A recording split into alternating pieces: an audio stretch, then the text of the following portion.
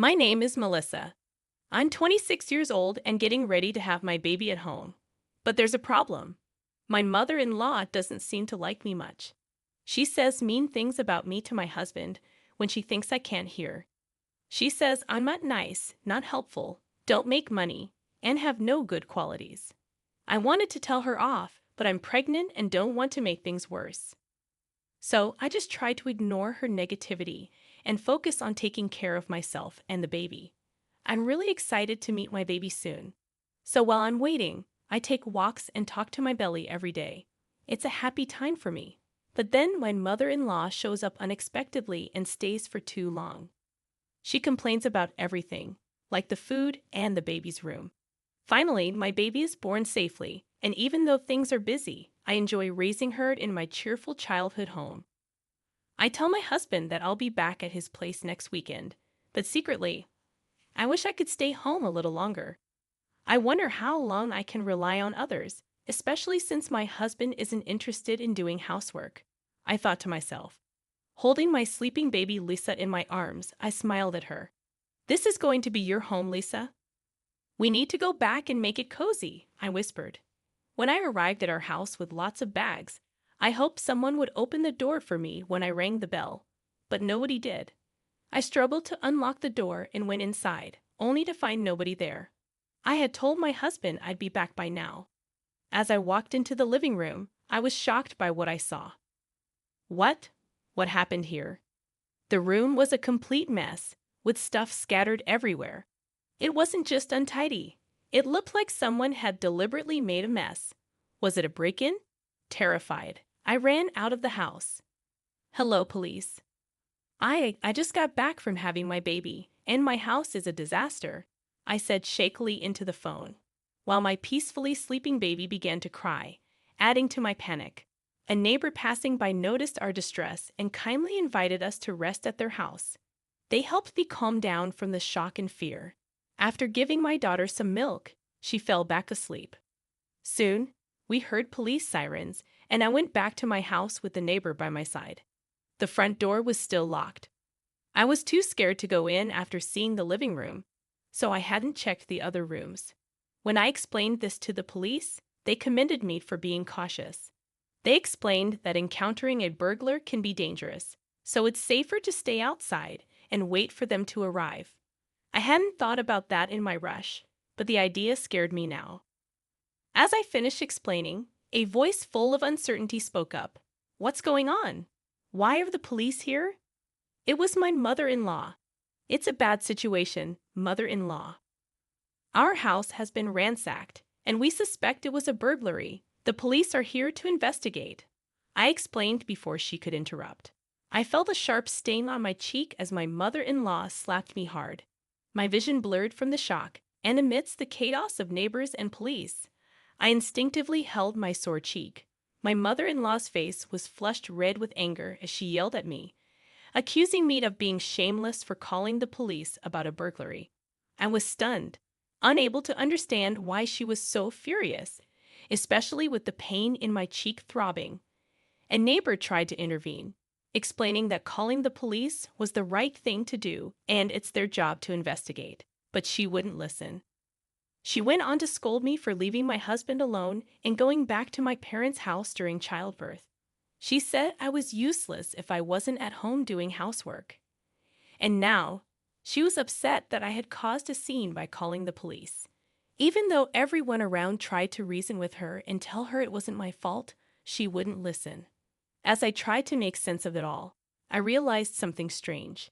Despite our house possibly being burgled, she didn't seem concerned about any losses. And even though it was the first time she was meeting her grandchild, she didn't show any interest. Why? Everyone around me didn't seem to agree with what I was saying. That's not the point.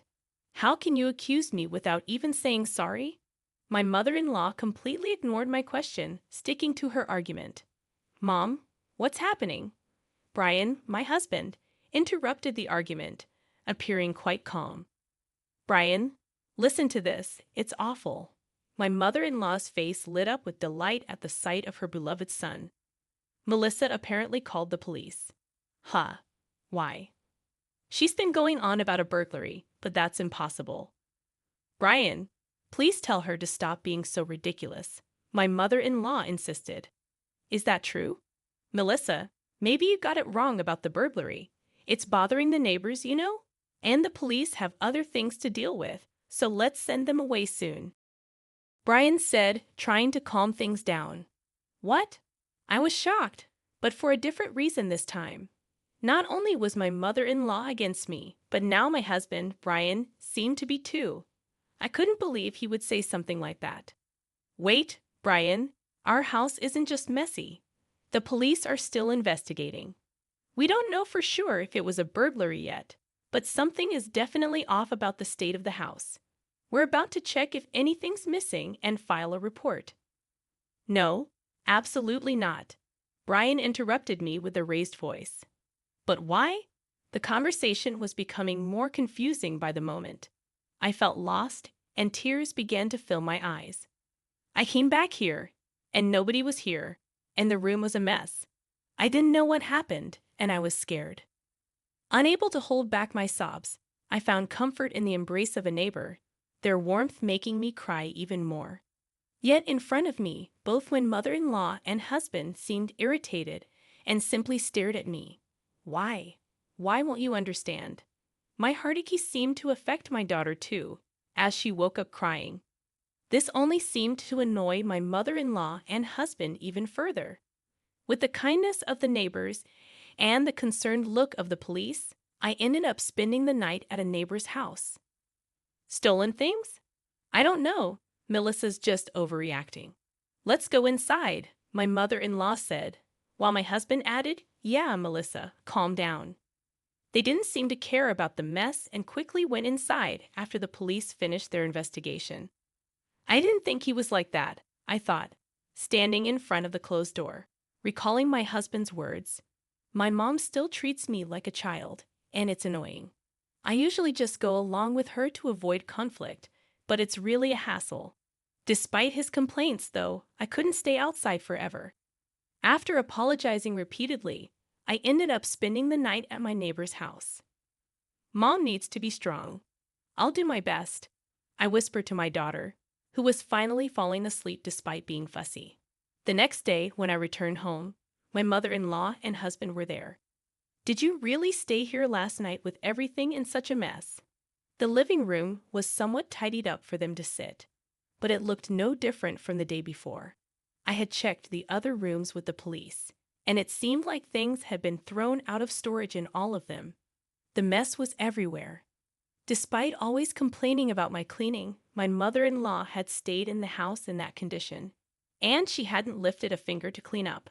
She just sat there, looking unhappy. What do you mean? Did you really? I felt sorry for Brian, who was abandoned by his wife, so I couldn't go home. Her words hit me, and I responded, It's not that I left. It's that you didn't listen to what I was saying. What? How dare you speak like that? My mother-in-law's face quickly turned angry. Brian jumped in and stopped making a big deal out of the burglary. Have you calmed down now? He said it in a way that irritated me, and something inside me snapped. You're right. It's not like we were burgled, huh?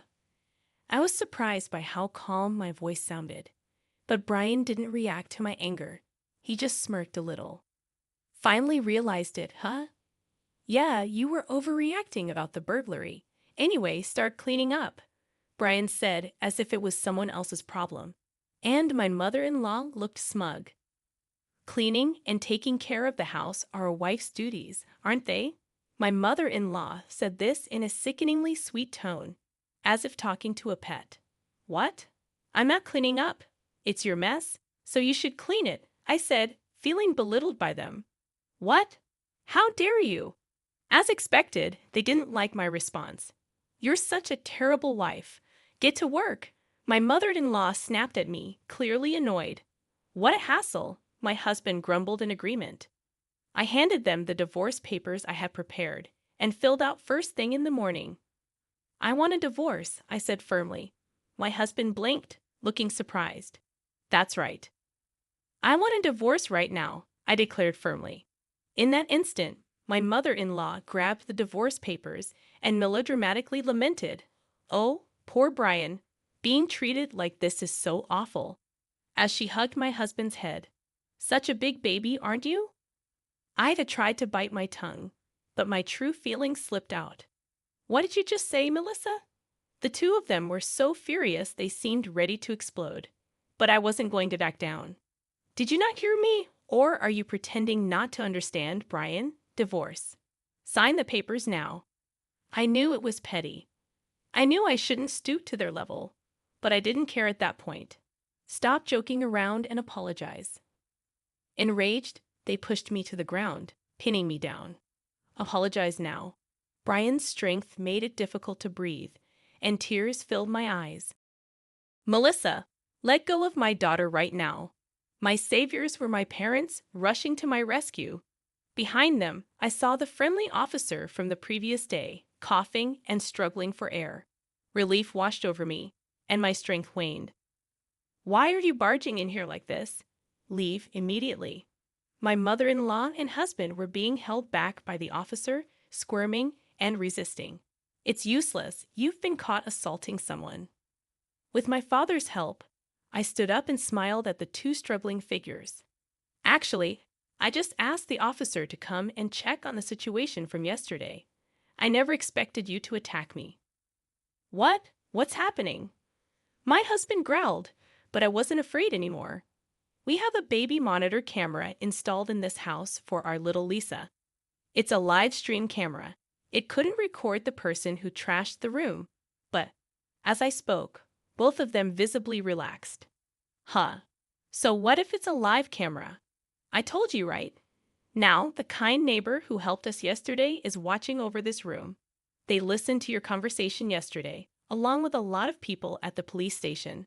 My parents were watching too."